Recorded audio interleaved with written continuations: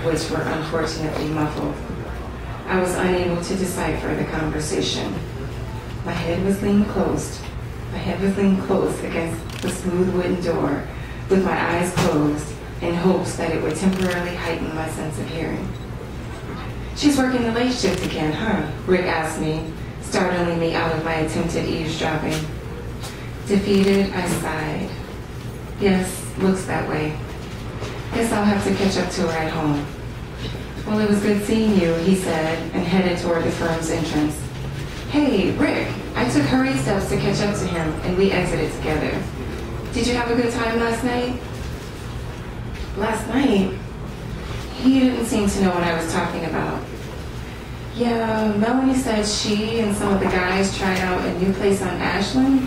I told him with my best efforts at sounding casual and not desperate. "I just assumed you went as well." "What was the name of that place?"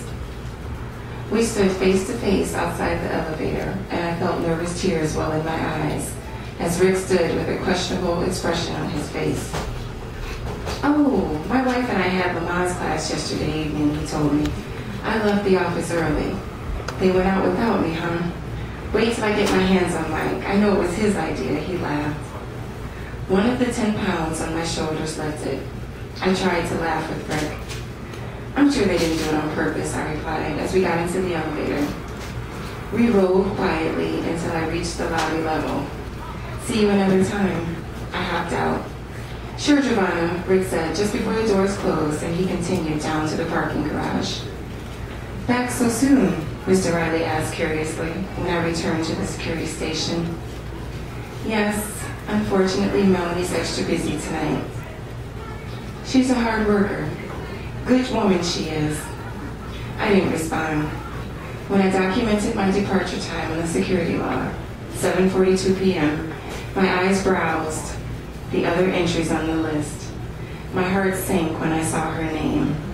In blue ink and with perfect penmanship, Sunday had entered the building and logged in at 6:45 p.m.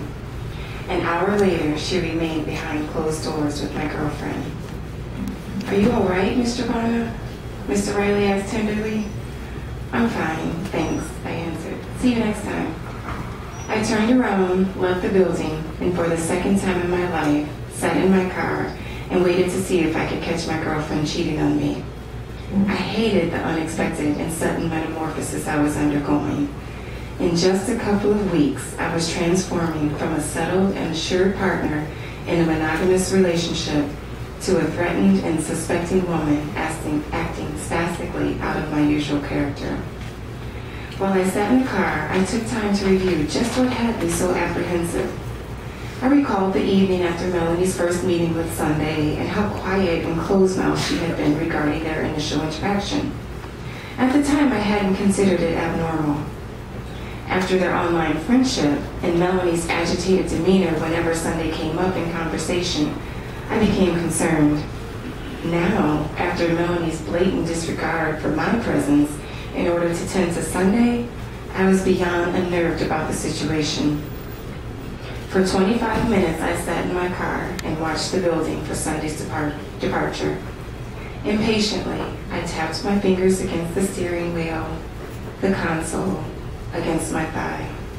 My breathing felt abnormal, as if my chest were somewhat constrained, and I needed to inhale and exhale with effort. For only a moment, I rested my eyes and scratched my head irritably, cursing myself for resorting to such bizarre behavior. Sure, I had hidden in the shadows of my previous girlfriend's apartment. However, it had been worth the venture because my suspicions had proven true. My stomach knotted again at the thought that the skepticism I felt about Melanie could possibly be accurate. "I can't do this," I said aloud to no one, and reached to turn the key that rested in my ignition. Then I saw her.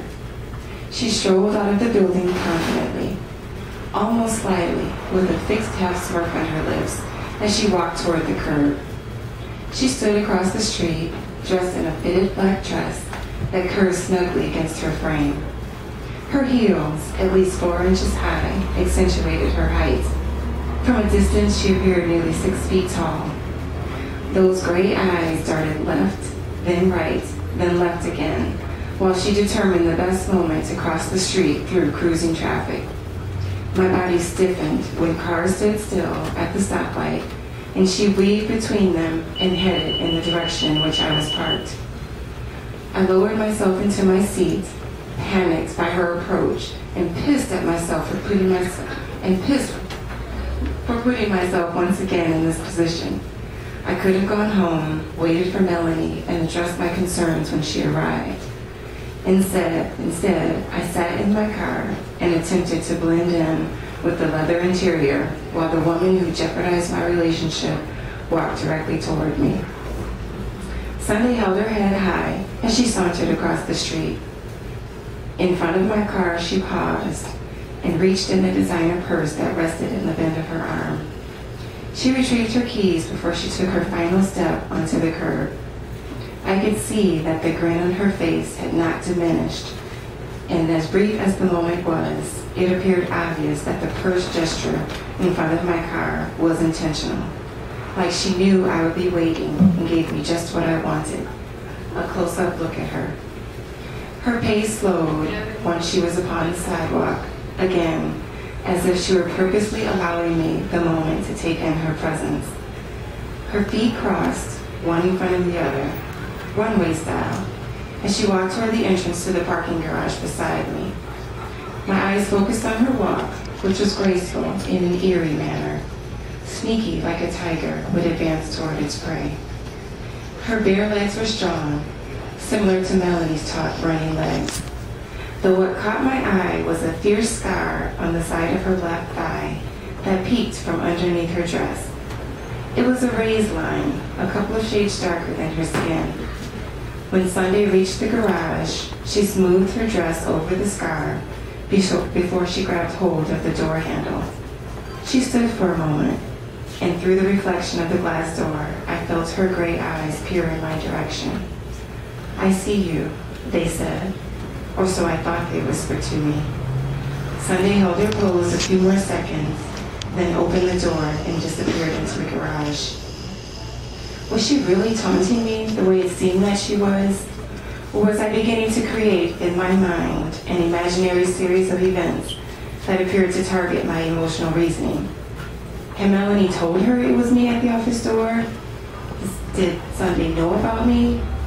Wait, of course she had to know about me if she was calling my office, leaving subliminal messages for me online, and teasing me by indirectly staring at me from 30 feet away.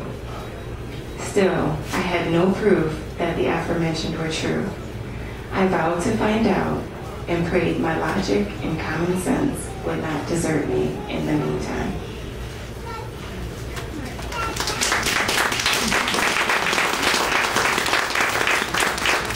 That's just a peek at Cyber K's. Now we want to